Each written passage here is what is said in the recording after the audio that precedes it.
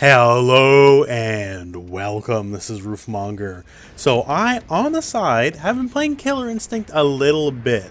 And yeah, I know it's an older game, but I heard about the whole bring back KI movement, that kind of stuff. So I figured, hey, let's give it a shot, right? And some people have asked me my opinions on the game, so hey, that's basically what this video is going to be. So first up, this version of Killer Instinct I basically had little to no knowledge of until very recently. I played it for like 5 minutes or less years ago, mashing with Saber Wolf and like, whatever, right? I do have a lot of experience with this in the arcades with the actual original Killer Instinct, late 94 to like pretty much most of 95, and I dumped a lot of quarters into the old arcade machine. But for this actual reboot here on the Xbox, I didn't know much, right? So going into it, I didn't know what to expect, and I gotta say, overall I had a very positive experience. Now, before I go into some of the mechanics of what I liked about this game and what I didn't like about this game, because, you know, there's a couple of things, right? But even though I still have an overall positive experience, but I gotta say, yo, the characters in this game are amazing. Like, yeah, like Jago. Jago is your Ryu, right? You know, he's kind of your stock guy, at least, you know, as far as the little bit I played of him, right? But this game has some of the craziest, some of the most inventive characters I've ever seen in any fighting game. I'm talking people like Mira. Mira is like always ride the lightning character. Everything you do costs health. And she does a lot of damage as far as I've seen. And everything you do costs your health and you have to steal it back. And you're just, I don't know, you're always killing yourself basically to do any damage. But you can get that damage back by like sucking their blood or something because she's some sort of vampire lady, right? That's kind of crazy. Gar Ghost. Oh my god. I'll go into the mode with Gar Ghost just to show you some things I found really cool. So Gar Ghost, once again, is one of the characters that kind of blew me away. So just basic stuff here like movement. He's pretty slow. Except, you know, his dashes are alright. 4 dashes extra good. Double jump? No. Quad jump, dude. Like, he can jump a lot in the air. And yeah, he's got a lot of air mobility options as well, just so you know. So you can, like, just kind of faff around, not commit to anything, and then just, you know, dive in, that kind of stuff. Also has a command grab, which, you know, I'm a big fan of myself, right? On top of that, like, hey, he has full screen combos, like something like this.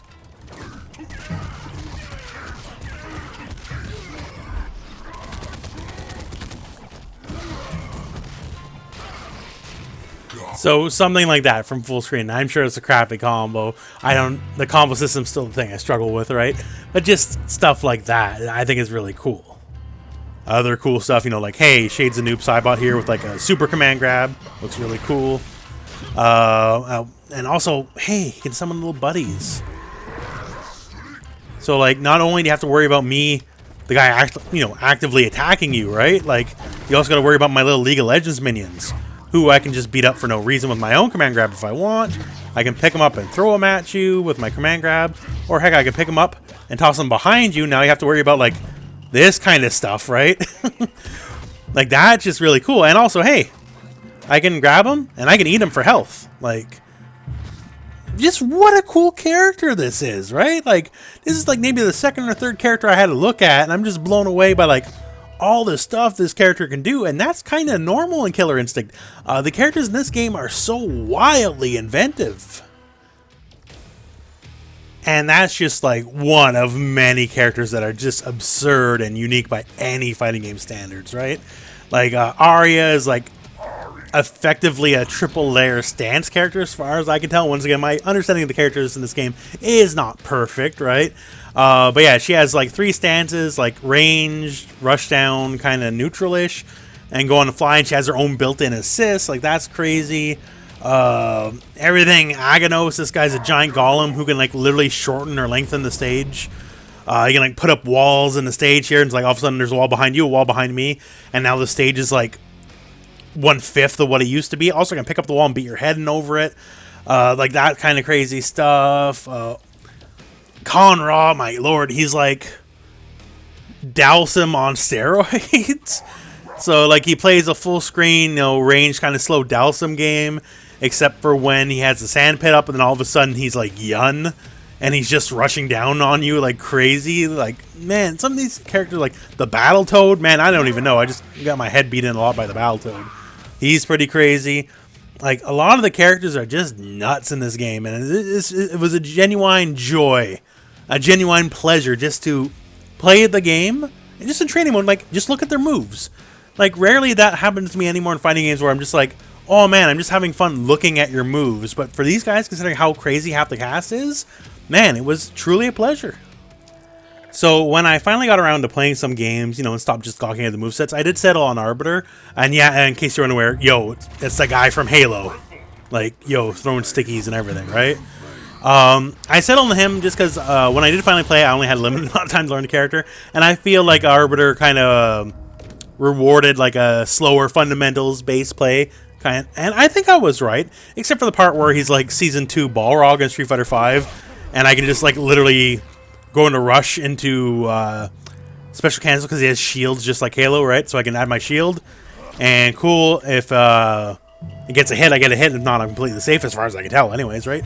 But yeah, so while he's a bit less crazy than some of the other characters, I figured it was good for me, and I had fun with him too. He's definitely a slower paced guy. Like, a single gunshot from this guy is ridiculous. That's like 10% or something. It's a lot. But yeah, so let's just talk about some of the gameplay systems and how I had my experience with the gameplay systems. So a lot of the generalized system mechanics in this game is pretty one-to-one comparable to other games. Like, it's easy to figure out. Like, and for me, everything except for one thing was pretty easy to figure out. Like, hey, your instinct meter, right? That's just basically, like, if you want to compare it to Street Fighter V, that's like, you know, V-trigger or an install. It's different for every character. Like, right now, I have it on for Arbiter. It gives me my shield, right? So if I get hit or whatever, my shield regenerates right away when normally it doesn't. For Glacius, I believe it gives him super armor on everything, like that kind of stuff, right? The purple bar here, that's basically your super meter here. You have two things of it. So you can use that for, like, supercharged versions of moves. Like, basically you can turn anything into an EX, right? So, like, here's a regular charge. If I do the shadow charge, it becomes something like this. And for many moves, but not all, but many moves, it seems to be, you can easily turn that into, like, a combo kind of thing. And just go from there, right? I think a lot of people use it for combos. I don't know for sure, right? I'm not a Killer Instinct pro, right? I think a lot of people use it for combos. At least a lot of people use it against me for combos, right? But yeah, that's two basic meters. The health system in this game, the most modern game I could compare it to would be Injustice, where if you lose your health, like, you know, you'll get back up with a new health bar, but the other person keeps the health bar they have. So very reminiscent of like Darkstalkers as well, right? Like, for an older game to compare it to. So someone who gets a health lead in this game can really get a health lead in this game. And, you know, some people, they have like their own character-specific resources here, like Arbiter, like tossing the stickies. They do slowly regenerate. And the carbine shots, those are one and done. You run out of your bullets, that's it. You're not getting any more for the rest of the match, right? The thing I struggle with the most is the combo system. And I know you're saying, like, well, rooflemonger isn't the combo system, you know, the heart of the game, and yeah, it is, but it's still what I kind of struggled with the most. It's just a lot to take in. Definitely not like any other fighting game, you know. So you have openers, and openers are only your specials, not your normals, even though you can go to normal into a special, and that'll count as an opener, even though the move you opened with is the normal, not the special, but that doesn't count. You have, after your opener, you can go into an auto double, which is basically like two normals in a row, or you can go into a manual, which is a link, but there's another thing called link, which those links aren't links, but your manuals are your links. So I can go opener into an auto double into a linker, and then link after the linker, but the link is called the manual. But yeah, this is the kind of stuff that makes me go cross-eyed, right? Yeah, generally you got to use your manuals and your auto doubles into your linkers, which are your specials. Except in the special, you can also use a shadow special, and you can go for another linker or another manual or auto double after a shadow special. I'm really bad at explaining this. I'm sorry. Once again, this is the thing I struggle with, right? But basically, you see that bar is building up here? You want to build that bar and finish your combo with like a heavy special finisher before it's over, and then you can cash out your damage. And every different move you can cash out with has different things. Some do more damage, some get you more bar, some are good for positioning Orochi, that kind of stuff. I had a blast with everything everything in this game so far I've had blast with, except the combo system, honestly. And yes, with more time and more familiarity, absolutely I could do a lot better with the combo system. I guarantee it, 100% sure. It's just a matter of being familiar with it, right? But still, being honest here, that's the thing I got hung up on, because it's very complicated. Obviously, there's combo breakers and, like, bait breakers. I can't remember the term, but, like, you bait their combo break. Because at the very least, while you're getting, like, big crazy combos going on you, like, you as the player always have agency to be able to break out of it. Because you can determine if they're doing light, medium, or heavy moves, and if you call them out on the light, medium, or heavy, you break the combo, right? So you want to be sneaky and try to mix them up. But yeah, out of everything, that's definitely the thing I struggled with the most, and it's definitely the thing I found the most alien in the game, when everything else pretty much translates very easy to someone like me who's been playing fighting games his whole life. But overall, with everything said, I gotta say I had a blast trying this game for a few days. Once again, everything is very unique and innovative when it comes to the characters. Just going for stuff I've just never really seen in other fighting games. Like, some of these characters can get crazier than, like, a Marvel game, like, as far as I can tell, man. It is just absurd what a lot of characters can do. Besides my own personal struggle with the combo system aside, which, once again, I could definitely remedy if I put more time to game, I definitely had a ton of fun with the game. I know it's a bit older in the tooth now. It's not really an ongoing concern as a competitive game, right? So maybe not too wise to put a lot of time and effort to it at the moment, but still, the biggest thing I can take away from this now is if there is ever a Killer Instinct 2, and hey, I think it stands to reason there might be eventually, especially because, you know, getting close to this time next year, that's when we're going to have the new consoles coming out, right? So if there's ever going to be a KI2, I think that might be the time. But yeah, if there is a Killer Instinct 2, I do now know, because of playing my time with this game, I am super interested and I am super in for it.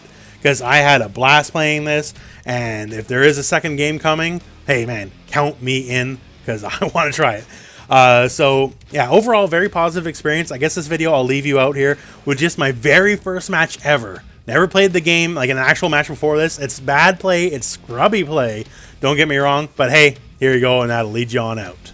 Okay. I'm the best, I win.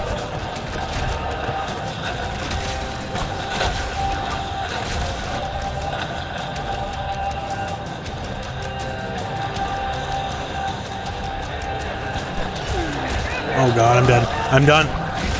I'm done.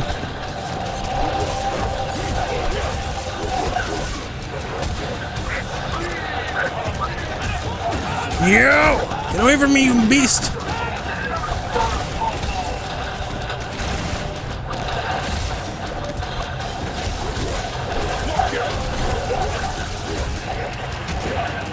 %. Oh man, I suck.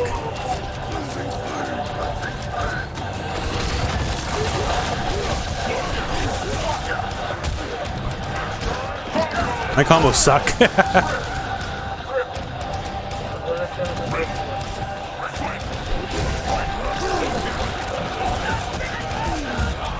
Ouch, ouch, ouch. Ouch, ouch, ouch, ouch, ouch, ouch. Yeah, his combos are a lot better than mine. Stop hitting me! His combos are a lot better than mine.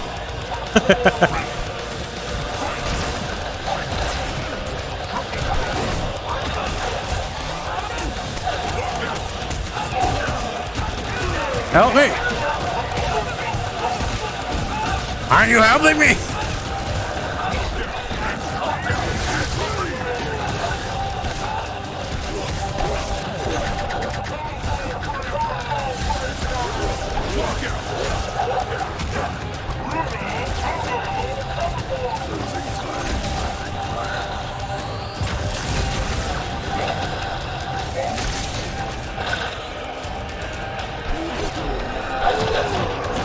That's not the right button. Schnikes. No!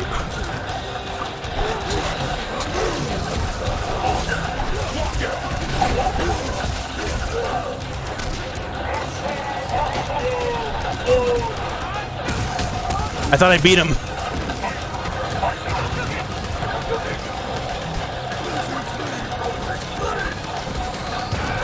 Ah! I'm the best Killer Instinct player of all time, baby. Another victory, yes, but Batista is down! Batista is down! Batista. There we go. I'm basically unbeatable at this game. That's what I'm trying to say. Look at that. I got a difficulty bonus and a multiplier. And I'm a friendly arbiter.